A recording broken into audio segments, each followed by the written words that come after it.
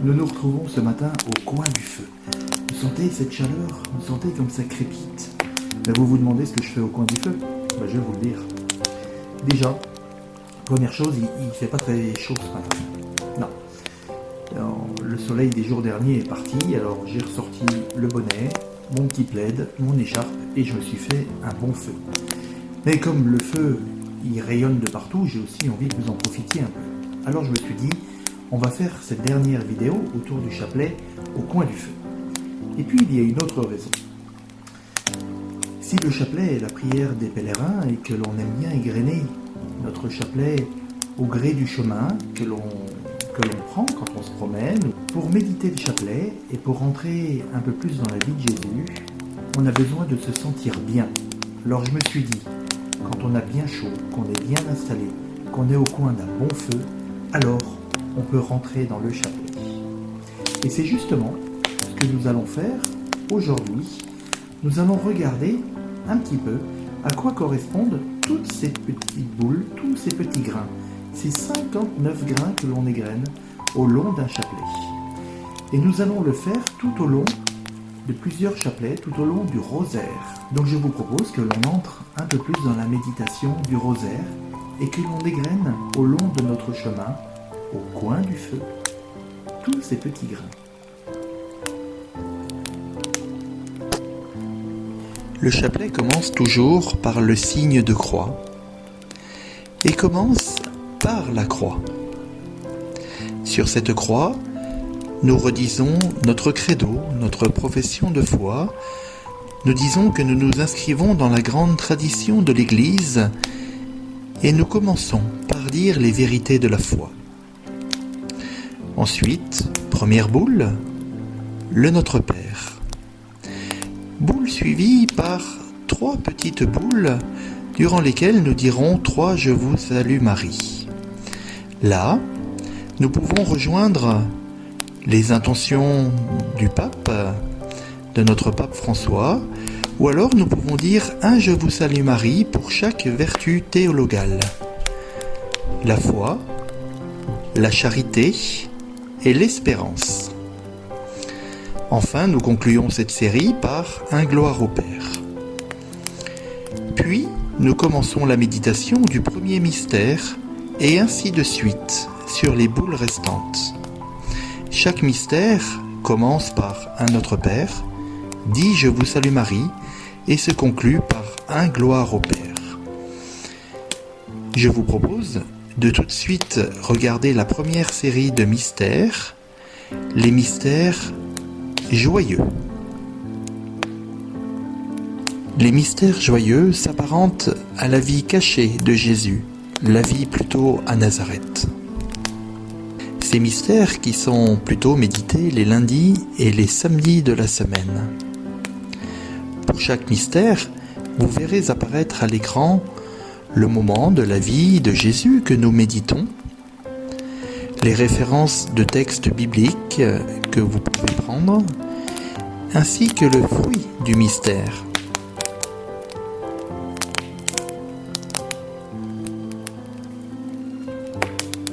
Le fruit du mystère, c'est l'insistance particulière, c'est la demande que nous pouvons avoir lorsque nous prions ce mystère.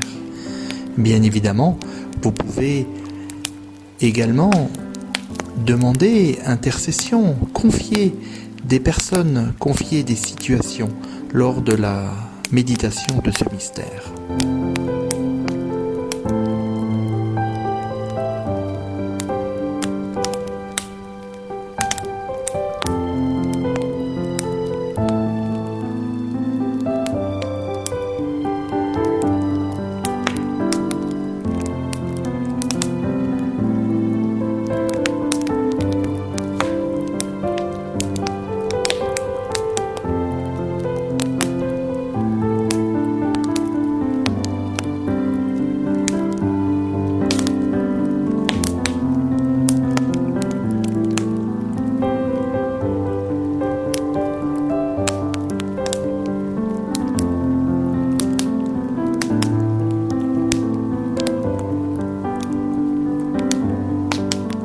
Les mystères lumineux, médités le jeudi, reprennent la vie publique de Jésus.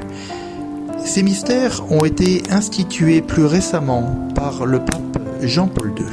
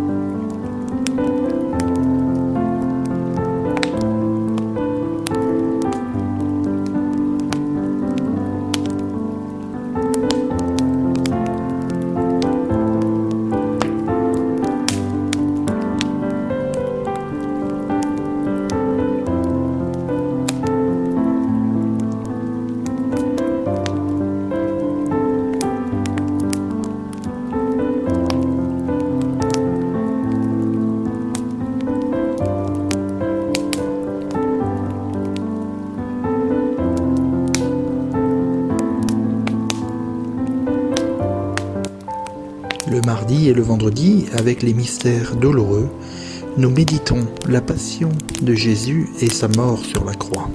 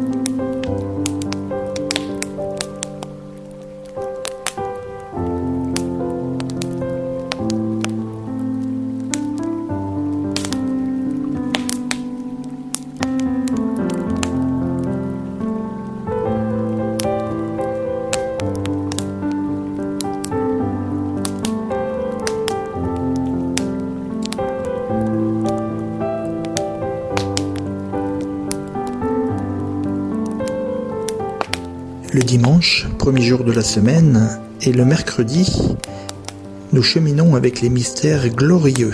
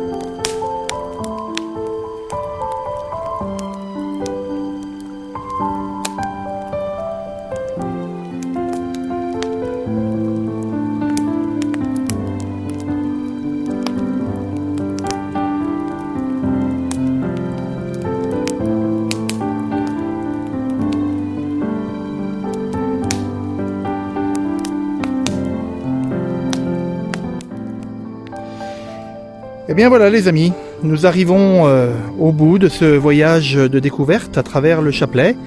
J'espère que cette balade vous aura plu, que pour ceux qui ont l'habitude de prier le chapelet, eh bien, ça vous aura donné l'envie d'approfondir encore un peu plus. Et puis pour ceux qui ne sont pas très à l'aise avec le chapelet, et bien que ça vous aura donné l'envie de le découvrir et de le prier.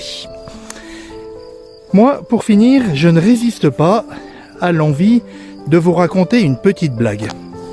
Vous êtes d'accord ? Bon, on a le droit quand même. Alors, vous savez que Jésus, avant de remonter vers son Père, il a confié les clés du paradis à Pierre. Vous vous rappelez de ça ? Eh bien, mon histoire, elle se passe aux portes du paradis, avec Saint-Pierre.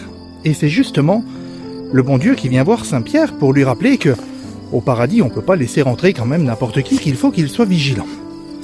Alors le bon Saint-Pierre répond au bon Dieu, bien sûr, je fais très attention, je tiens mes registres bien comme il faut. Mais voilà, ça l'intrigue Saint-Pierre, et il va voir Jésus. Je lui dis, écoute Jésus, ton père est venu me voir ce matin en me disant qu'il fallait que je sois vraiment vigilant, mais pourtant je te garantis que je fais très attention aux gens que je laisse rentrer au paradis. Et je ne comprends pas pourquoi, ma foi, il y en a quand même qui passent à travers les mailles du filet. Alors Jésus lui dit, ah mon bon Saint-Pierre, ne t'inquiète pas, viens avec moi. Et il l'emmène tout au fond du paradis. Vous savez, au fond du paradis, il y a une grande clôture qui entoure le paradis justement pour que personne de malveillant puisse y rentrer. Eh bien, figurez-vous, ou plutôt, est-ce que vous savez qui était au fond du paradis ? Vous ne savez pas ? Eh bien moi je vais vous le dire. Sur cette clôture au fond du paradis, il y avait la Sainte Vierge qui était assise à califourchon. Elle tenait dans ses mains un chapelet, et tout le long de son chapelet, elle invitait les pêcheurs à monter le long des grains pour rentrer au paradis. Voyez ? Comme quoi, prier le chapelet est le meilleur moyen pour arriver jusqu'au ciel. À bientôt!